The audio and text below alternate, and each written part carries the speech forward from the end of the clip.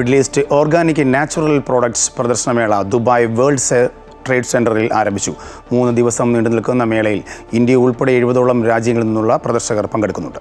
70ലേറെ രാജ്യങ്ങളിൽ നിന്നുള്ള 500ലേറെ പ്രദർശകരാണ് middle east organic natural products എക്സ്പോയുടെ 22ാമത് പതിപ്പിൽ പങ്കെടുക്കുന്നത്.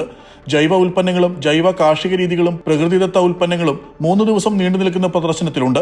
ഇന്ത്യയിൽ നിന്നും agricultural and processed food products export development authority ഇത്തവണ ഓർഗാനിക് നാച്ചുറൽ പ്രൊഡക്ട്സ് എക്സ്പോയിൽ പങ്കെടുക്കുന്നുണ്ട്. അമുൽ, ലുലു ഗ്രൂപ്പ് ഉൾപ്പെടെയുള്ള പ്രമുഖ സ്ഥാപനങ്ങളും മേളയുടെ ഭാഗമാണ്. 21 സ്ഥാപനങ്ങളാണ് ഇന്ത്യയിൽ നിന്നും പ്രദർശനത്തിൽ പങ്കെടുക്കുന്നത്. ഈ വർഷമാണ് ഇത്രയും വിപുലമായിട്ട് ഈ ഒരു എക്സിബിഷൻ കാണപ്പെട്ടത്. ഇപ്രാവശ്യം ഇന്ത്യ ഫുൾ സ്വിങ്ങിലുണ്ട്, മലേഷ്യ ഉണ്ട്, ശ്രീലങ്ക ഉണ്ട്.